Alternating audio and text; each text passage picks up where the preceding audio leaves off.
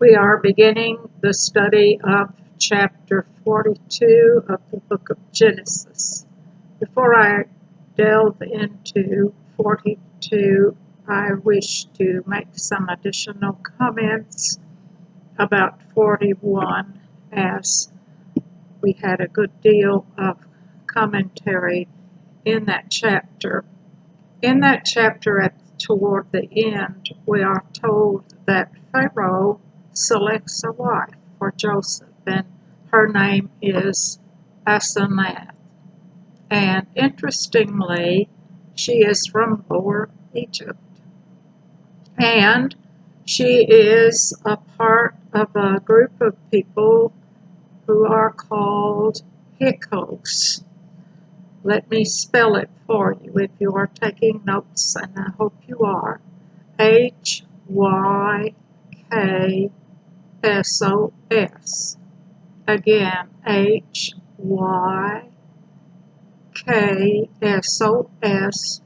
pronounced Hyksos. Now, these were a Semitic tribe of people, and they raised sheep, and no Egyptian would raise sheep. So these were Israelites. And chapter 41, Pharaoh selected the wife for Joseph. So we can see how that Pharaoh is playing into God's hands, because Joseph, remember, is one of the 12 sons of Jacob. And he marries this woman who is not an Egyptian, but an Israelite living in Lower Egypt in On. And they have 2 children, we learned in chapter 41, and that is Manasseh and Ephraim, both of whom are associated with the 12 northern tribes.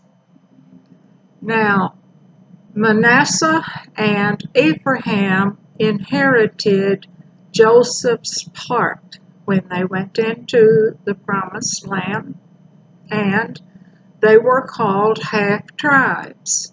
Half-tribe of Manasseh and the half-tribe of Ephraim, and they were called half-tribes because together they had the amount of property that was divided between the male offspring of Jacob.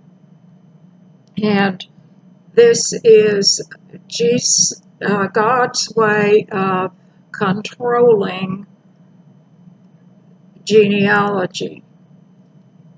Let me also point out that it was to that region of Egypt that Joseph took Mary and the baby when God told him to take them to Egypt to avoid the slaughter of children that was carried out by Herod.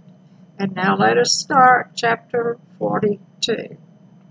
Now when Jacob saw that there was corn in Egypt, Jacob said unto his sons, Why do you look one upon another? Why are you just standing here with your hands in your pockets, so to speak, looking at each other when they have grain in Egypt? Corn was used at the time of the translation of this Bible into English. Corn was a universal term for grain. In that part of the world, it would have been wheat, barley, and rye. The corn, what we call corn today, is a New World crop and was unheard of until the discovery of the Americas. 2. And he said, Behold, I have heard that there is corn in Egypt. Get you down thither and buy for us from thence, that we may live and not die. Now, this was a bad famine. It is documented in ancient writings lasting from 1717 BC up until 1708 BC. So the famine did actually happen and is recorded in history. 3. And Joseph's 10 brethren went down to buy corn in Egypt. But 4. But Benjamin, Joseph's brother, Jacob sent not with his brethren, for he said, lest peradventure mischief befall him. He was too afraid to send Benjamin, because Benjamin and Joseph were the children of Rachel, and Joseph had been his favorite, and his brothers sold him into slavery and pretended to their father that a wild animal had killed him. That's back in chapter 37, if you recall. 5. And the sons of Israel came to buy corn among those that came, for the famine was in the land of Canaan. It was widespread. It was also in Egypt. But Joseph had engineered the storing up of the plenty from the 7 years before. Israel is the name that God gave Jacob when he wrestled with him. 6. And Joseph was the governor over the land, and it was that sold to all the people of the land. And Joseph's brethren came and bowed down themselves before him with their faces to the earth. Do you remember that is why the brothers were so envious and angry at Joseph that he had this dream and he told them how the grain bowed down to him, and it did, it has, and how that they themselves would bow down to him, and it has happened, but they have no idea that he is Joseph. And Joseph saw his brethren, and he knew them, but made himself strange unto them. And he said unto them, Whence come ye? And they said, From the land of Canaan, to buy food. He knew who they were. He recognized them. But he made himself strange. Of course, he would have been strange. He was speaking the Egyptian tongue, even though he knew Hebrew. He was wearing clothing unlike what they would have worn or what they would have suspected Joseph to be wearing. They are assuming that Joseph is somewhere, if he is alive, working as a slave here in Egypt. And Joseph knew his brothers, but they knew him not. Now, when they sold him to the Ishmaelites, he was in his early teens, and he is now past 30. So he has changed, and his apparel and his mannerisms would have made him unrecognizable to these brothers. 9. And Joseph remembered the dreams which he dreamed of them, and said unto them, Ye are spies, to see the nakedness of the land you are come. So he makes an accusation. Now that's a hard thing. If you are caught spying, it is a certain death. And that nakedness of the land, that had to do with seeing weaknesses in the border where an invasion might occur. 10. And they said unto him, Nay, my lord, but to buy food are thy servants come. They are calling themselves his servants.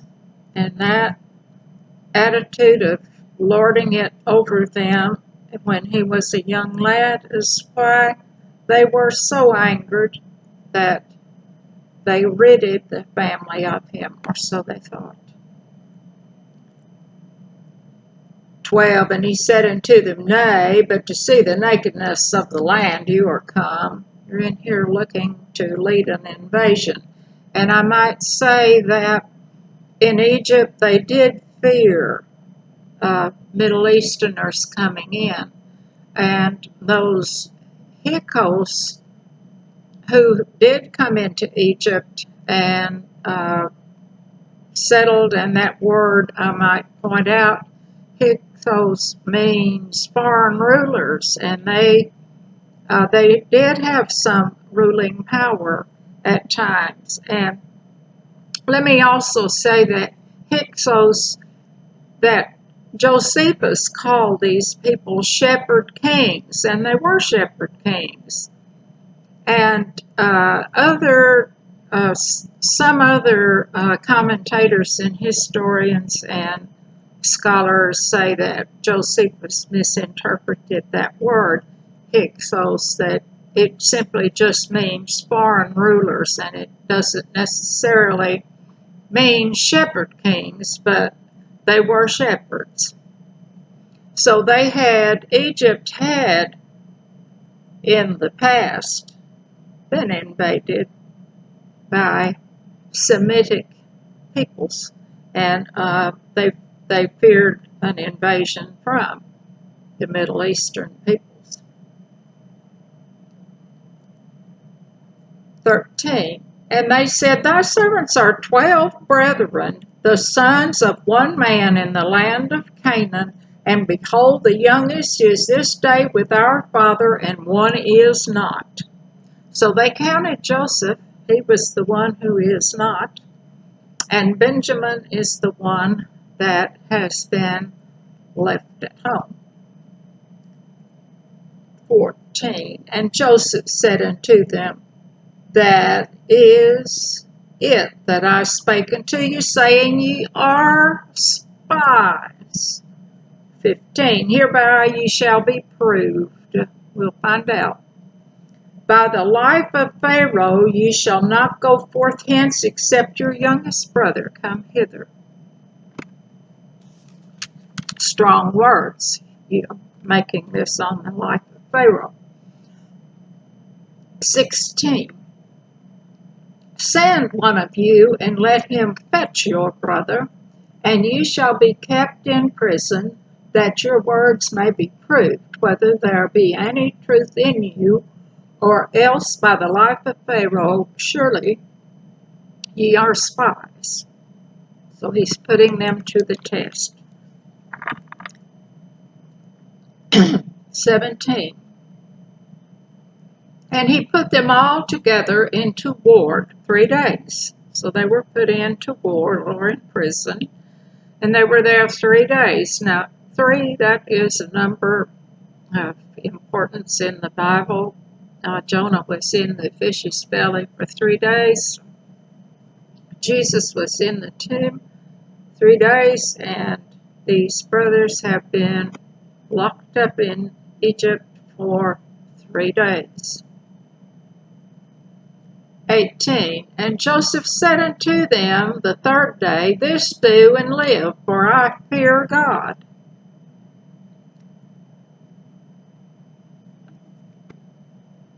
19, if ye be true men, let one of your brethren be bound in the house of your prison. Go ye, carry corn for the famine of your houses. 20, but bring your youngest brother unto me, so shall your words be verified, and you shall not die. And they did so. 21, and they said one unto the other, they are speaking in Hebrew, and Joseph is present, We are verily guilty concerning our brother, in that we saw the anguish of his soul when he besought us, and we would not hear. Therefore is this distress come upon us? In other words, we are being punished for what we did to Joseph.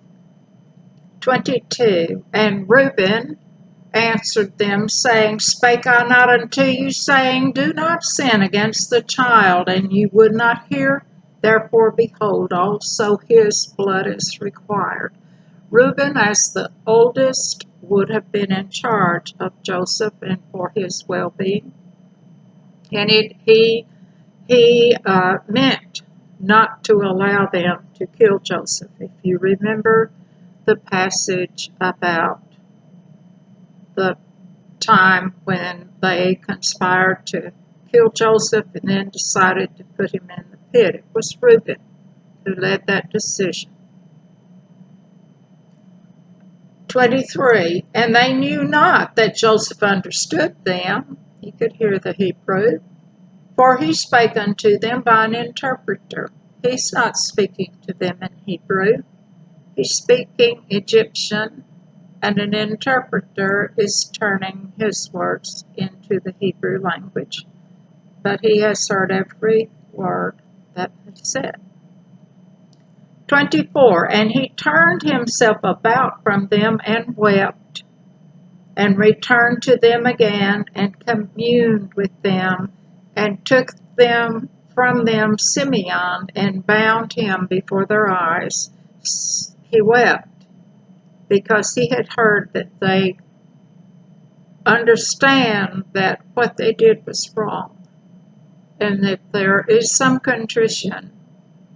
And Simeon is the one who will stay in Egypt while the others return. 25. Then Joseph commanded to fill their sacks with corn,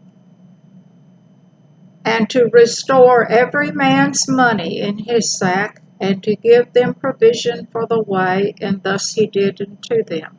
He spoke to his people who were working with him in Egyptian, and naturally these brothers would not have understood Joseph's command because they didn't know the language.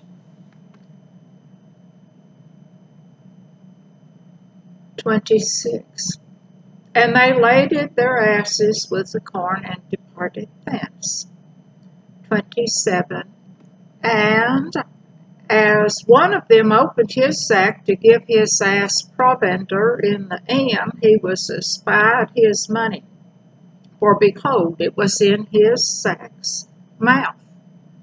He opened up and was going to give his donkey some hay, and there up in the top of his sack was the money that should have been the payment for this grain. 28. And he said unto his brethren, My money is restored, and lo, it is even in my sack. And their heart failed them, and they were afraid, saying one to another, What is this that God hath done unto us? They have assumed that they have been set up to be called not just spies but thieves, and they fear that this is an act of divine punishment for their treatment of their little brother Joseph. 29. And they came unto Jacob their father unto the land of Canaan, and told him all that befell them. And the next few verses, they are going to be speaking to their father Jacob and telling him what happened to them in Egypt.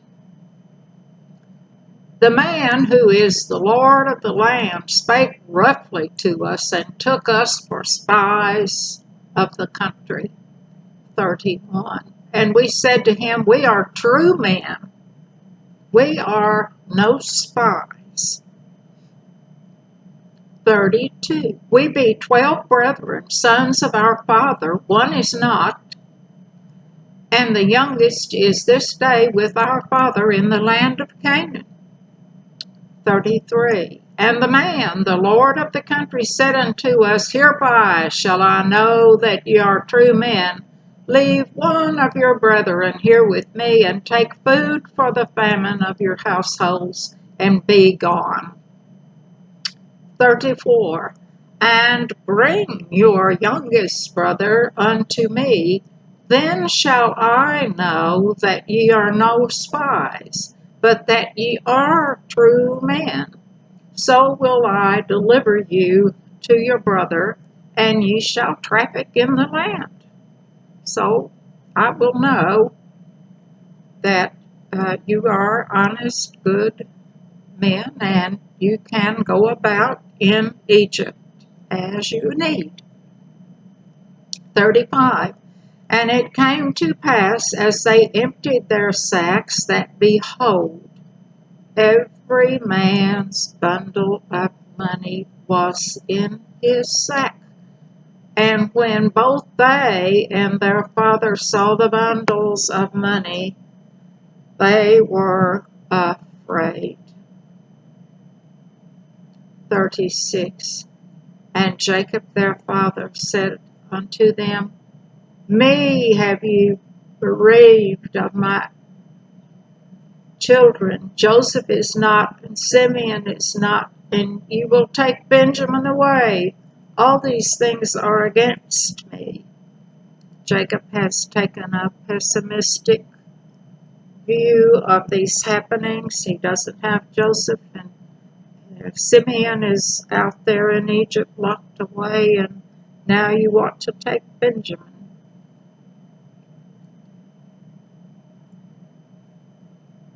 37.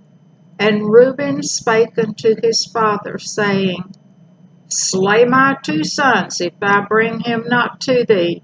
Deliver him into my hand, and I will bring him to thee again. Once more Reuben is stepping forward as the eldest of the 12 and has taken the responsibility to look after Benjamin in the trip to Egypt, and has promised to bring him back safely, and has given a very strong pledge, saying, if it doesn't happen, why, you can slay my 2 sons. And 38 to conclude the chapter. And he said, My son shall not go down with you, for his brother is dead, and he is left alone. If mischief befall him by the way in the which you go, then shall you bring down my gray hairs with sorrow to the grave. So at this point, Jacob is refusing to allow Benjamin to make this trip because he is afraid. Now, the rest of the book of Genesis, up to 50 chapters, we're at 40, just finished 42. Every bit of the rest of Genesis will have to do with the brothers and Joseph and Egypt. And interestingly, Joseph is what we call in the Bible a Christ type. He is a deliverer. He is the sin of these brothers, what they did, selling him in slavery to the Ishmaelites. But then when he got to Egypt and gained God's favor, he is able to assist his family and keep them from starving in this terrible famine. Now, the bad thing as we move through Genesis, it is the setup for the 400 years that the family of Jacob spent in slavery in Egypt. And it is all of that rests on that one single sin, that one terrible act of the brothers who wanted to kill Joseph but put him in the pit and then sold him into slavery. Can you see how God had to work to correct that sin, and that how that sin trammeled down through 400 years and lasted perhaps even longer than the 400. The book of Genesis, chapter 42.